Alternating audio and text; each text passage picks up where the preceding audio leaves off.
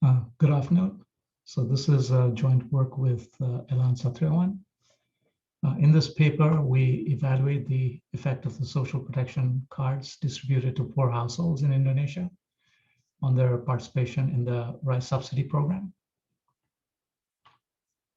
The rice subsidy program for the poor, formerly known as Raskin, is one of the largest government transfer programs in Indonesia.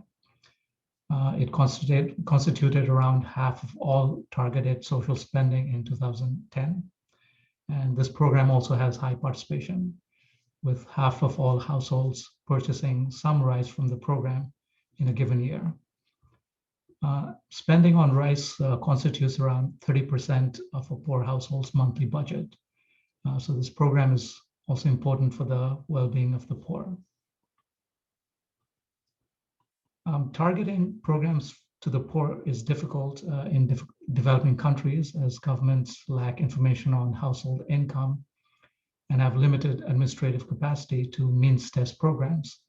So it's difficult to determine who should and should not get the program. Indonesia previously used a combination of proxy-means testing and community targeting to allocate programs to poor households. But due to decentralization, the central government does not have an effective mechanism to enforce program rules at the local level.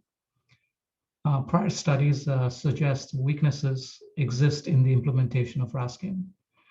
There is mistargeting of the program with significant leakage to the non-poor, and participation is regressive among the poor.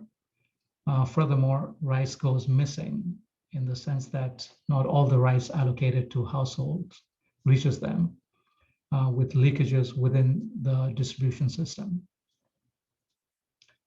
So Indonesia centralized the targeting mechanism and distributed social protection cards to poor households in 2012.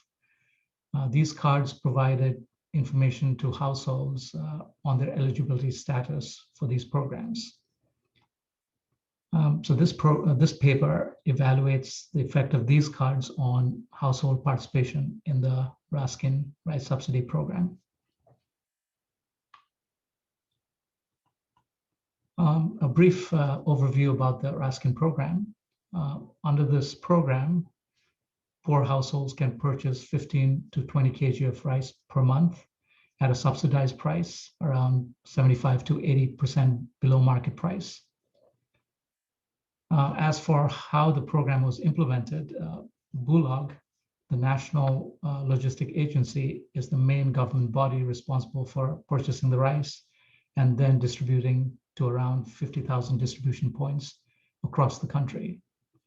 Local bodies are then responsible for transporting rice from the distribution points to the villages, where households can then purchase the rice. Previously, the beneficiaries were determined through a combination of proxy-means testing and community targeting. So rice was allocated to various regions based on the regional incidence of poverty. And at the local level, village consultative meetings were supposed to determine which households could purchase the rice. In practice, the distribution schemes varied across communities. So some communities sold the rice not only to the poor, but also to the non-poor. So the poor did not get their full allotted share of rice. And some communities use rotating schemes. So poor households were not able to purchase the rice every month. In 2011, the central government set up a unified database of the poor. So first, the government pre-listed around 27 million of the lowest income households. So that was around 43% of the population. After refining this list through community inputs, the government surveyed these households and conducted proxy-means test to determine the bottom 25%. So that is around 15.5 million households who would be eligible to receive the social protection programs. And KPS cards were mailed to this bottom 25%. So this card provided information to households on their eligibility for social protection programs, including Raskin.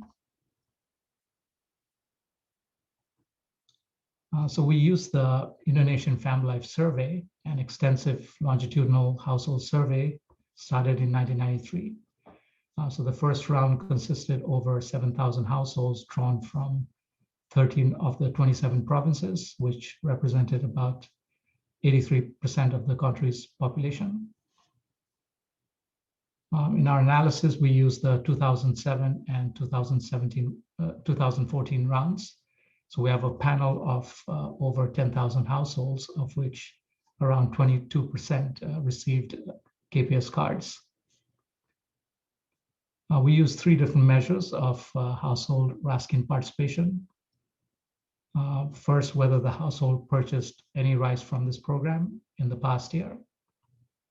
And we also have measures of intensity of participation, so the quantity of rice purchased in the last year and the number of purchases in the last year.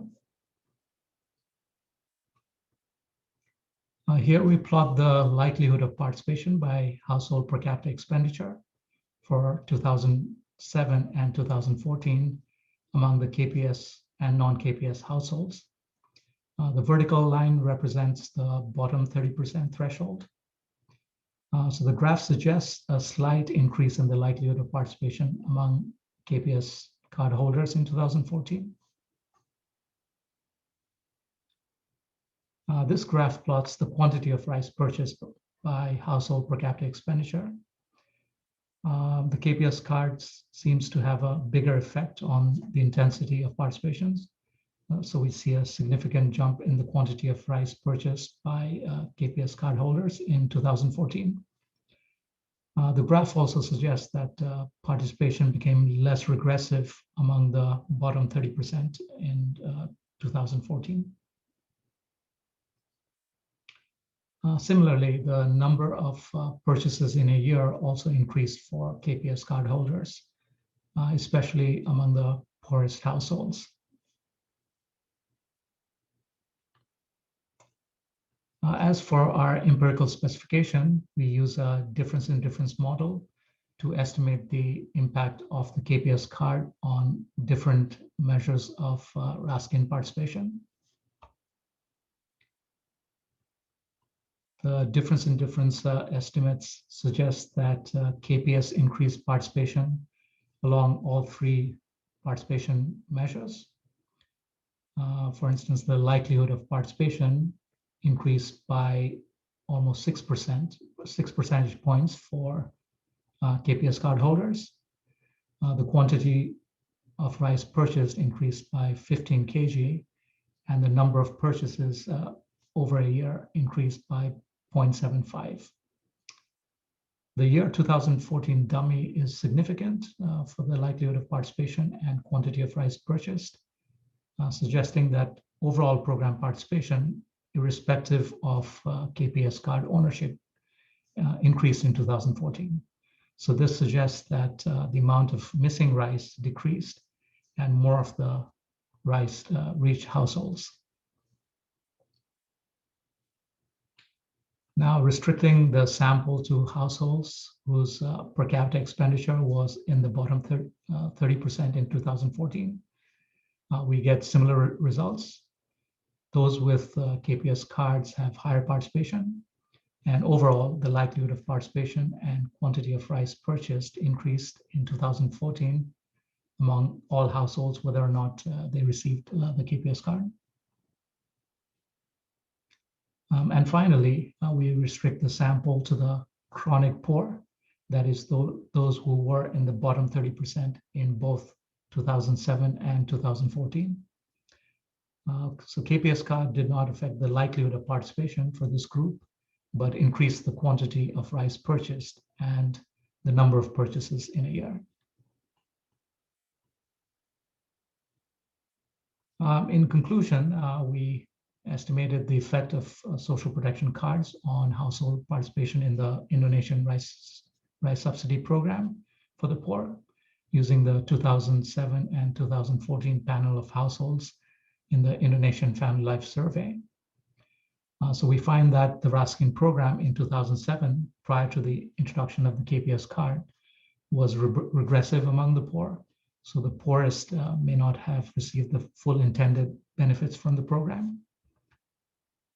After the distribution of the KPS card, we find that participation increased among the KPS card recipients among all dimensions: the likelihood of purchase, the quantity purchased, and the number of purchases.